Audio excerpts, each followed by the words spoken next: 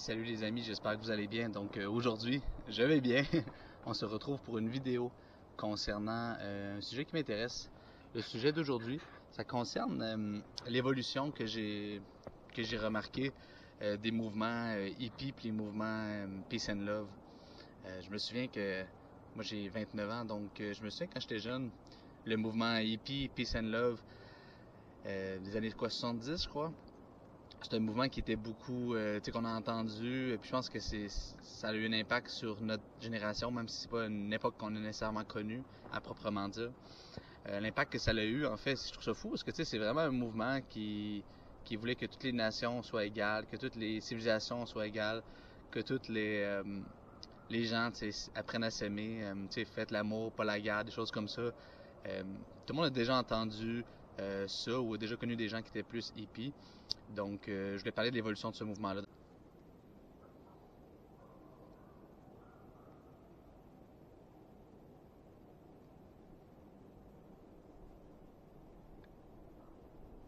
Oui, donc c'est ça. Une des choses que j'ai remarqué, c'est que on est loin du mouvement aujourd'hui. Que ce soit les descendants des hippies ou les hippies qui sont encore présents, qui sont rendus peut-être des vieux boomers aujourd'hui. Je trouve ça fou de voir qu'aujourd'hui, ces gens-là ont comme laissé de côté un petit peu le côté hippie ou peace and love, ou du moins ils sont dans leur mentalité, ils sont encore un peu.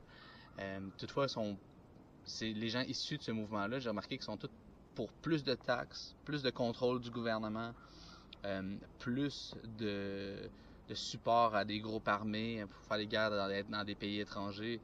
Je trouve ça fou parce que quand on écoute la musique ou quand on s'intéresse en écoutant les histoires des gens de l'époque boomer, souvent, l'époque boomer et hippie, souvent on remarque que ces gens-là trouvaient que les gouvernements étaient trop présents, nuisaient à trop de choses. Puis je pense que c'est le chanteur des Sex Pistols qui dit qu'il a remarqué qu'il n'aurait jamais pensé lui aussi que le mouvement hippie, puis les descendants, puis les héritiers des mouvements hippies, aujourd'hui seraient pour des gouvernements plus lourds, la taxation plus élevée sur les gens, plus de restrictions sur les lois, les règles, les choses qui peuvent être faites et pas faites.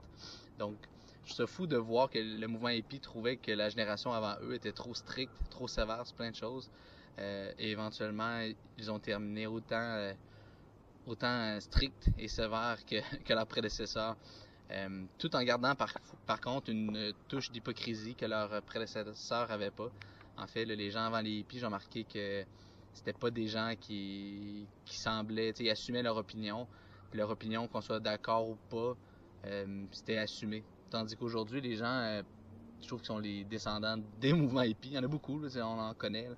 Je suis convaincu que vous en connaissez aussi. Ces gens-là sont vraiment pour restreindre les individus puis moins de liberté. Je pense pas qu'on pouvait prévoir ce tournant-là, que les anciens peace and love allaient se ramasser en ceux qui veulent plus de censure, moins de liberté, plus de contrôle du gouvernement et des restrictions. Je sais pas si je suis le seul qui a remarqué cette tendance-là ou cette évolution-là du mouvement hippie. C'est fou parce que le mouvement hippie a comme cherché à déconstruire beaucoup ce qui était notre civilisation, notre société.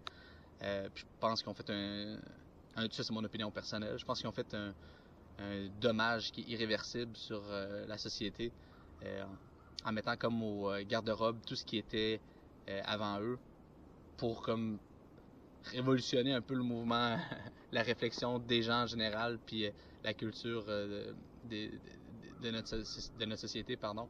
Fait que je trouve ça fou de voir que les gens qui ont combattu tout ce qu'ils trouvaient oppressant, puis pas correct dans la société, se ramassent quelques années plus tard, quelques dizaines d'années plus tard, les mêmes personnes, ou du moins les successeurs, des gens qui étaient plus sévères avant eux, intellectuellement.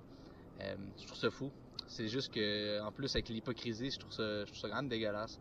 Je trouve que les gens qui sont hippies sont convaincus qu'ils sont pour la paix, pour le bien de l'histoire, le bien de la société. Mais quand tu les écoutes parler, ça, je peux parler par expérience, c'est des gens qui sont vraiment pour restreindre les gens. Je comprends pas comment tu peux être le successeur ou être les personnes qui ont été les hippies, les peace and love, puis te ramasser dans la position qu'ils sont actuellement, qui sont pour la restriction des gens, puis contre la liberté. Donc, c'est quelque chose que je m'interroge. Je sais pas qu'est-ce que vous en pensez. Est-ce que je suis le seul qui a remarqué ça parmi nous, que les Peace and Love sont rendus les pro-censure, les anti-mouvements démocratiques national, d'autodétermination des peuples. Je sais pas si je me trompe, mais personnellement, ça me semble une analyse correcte. À force de discuter avec les gens, de voir un petit peu les hippies plus vieux, les boomers, en les écoutant. Donc, je sais pas si vous avez la même conclusion ou si de votre côté vous avez une conclusion différente.